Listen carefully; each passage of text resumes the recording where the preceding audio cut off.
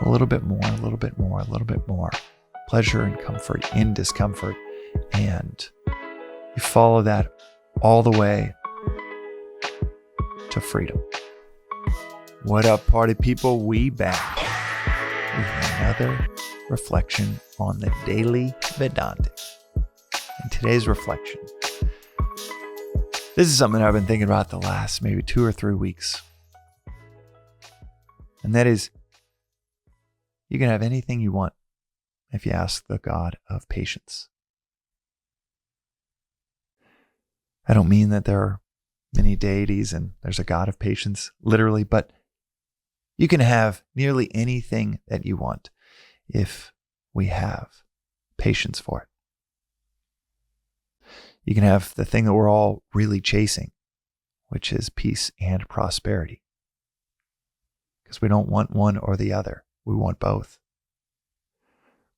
And both of those ladder up, they lead to freedom. And you can have it all. That freedom that you might be chasing the 10,000 things that you think are going to lead to freedom. But this philosophy says that you can have it all. Infinite peace, infinite bliss, infinite freedom. And who can give that to us? Well, this philosophy is also explicit on this front, and that is only you can give that to yourself. But what is one of the most overlooked, underappreciated ingredients? That is patience. And we're told patience is a virtue. I remember a guy at Blockbuster telling me that when I was like 9 years old. Patience is a virtue. Can't believe and then I hear it every once in a while in our, just random places in our modern world. And I think back to the guy at Blockbuster telling me that patience is a virtue. Not knowing then what it meant, probably not knowing for the next 20 years what it meant. Till figuring out the root of the word patience, pati, is to suffer. Patience, to suffer well. This ties back to a reflection we had a few weeks ago that the more discomfort that we can handle, the more discomfort that we can handle, the more comfort we're always in. Which is such a radical notion about the relationship between discomfort and comfort. But that's not even philosophy, that's just pure logic and reason.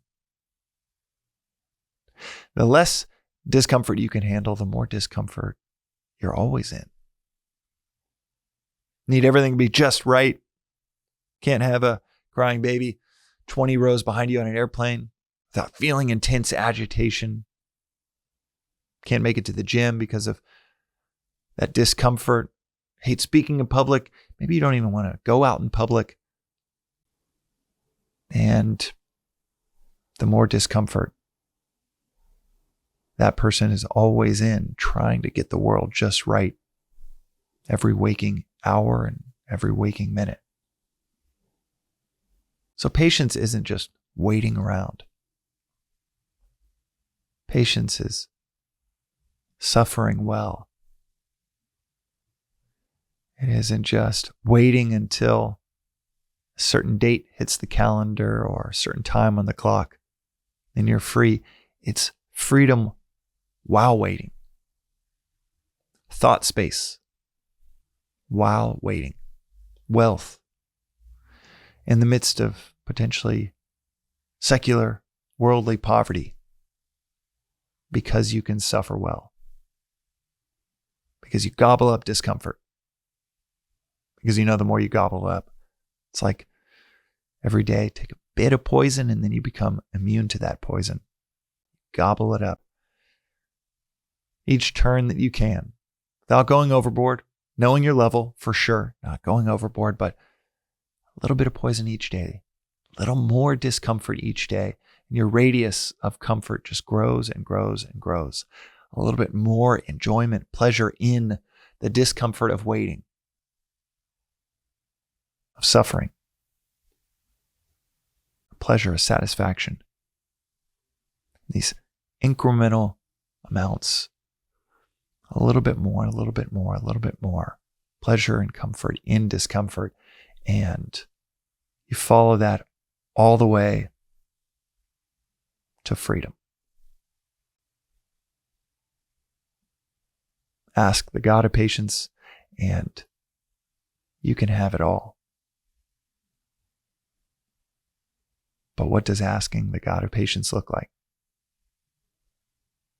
It's cultivating the wisdom of knowing that your comfort, your satisfaction, your enjoyment, your peace, your prosperity is not through chasing enjoyment, pleasure, satisfaction, peace, and prosperity.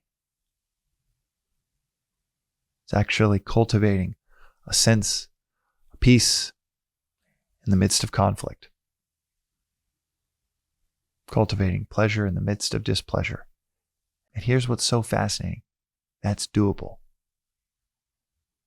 We actually even know this neuroscientifically, that the neuroscience around motivation is so unique and that we can program ourselves to release the neurochemicals around pleasure and satisfaction in the midst of what was previously extremely uncomfortable for us. In fact, the neuroscientist Andrew Huberman said the most powerful aspect of the science around motivation that we currently know is that it not only can be programmed, but you can do it in a matter of about 5 to 6 weeks of telling yourself, I love this, I love this, I love this, I love this.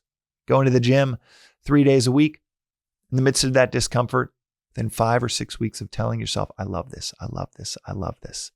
You will actually program the release of the neurochemicals of enjoyment, of pleasure, when doing that activity 6 weeks later. But he said equally powerful and worth knowing about this subject is that if you associate a reward outside of that task, that challenge, as the reason to do that task or challenge, I'm going to get ice cream at the end of this gym session. I'm going to get to go get a big gulp at the end of this gym session. He said it actually becomes harder and harder and harder to do that task or challenge. It becomes harder to wait, harder to suffer when we're trying to get out of it. Because every session, every moment in that gym, you're saying, I can't wait to get out. I can't wait to get out. I can't wait to get out. I can't wait for this to be over. I can't wait for this to be over. In a matter of 6 weeks, we can reprogram, reorient our relationship with challenges, with hardships, with difficulty, by telling ourselves there's value in this. There's value in loving this. And then before you know it, you do love it.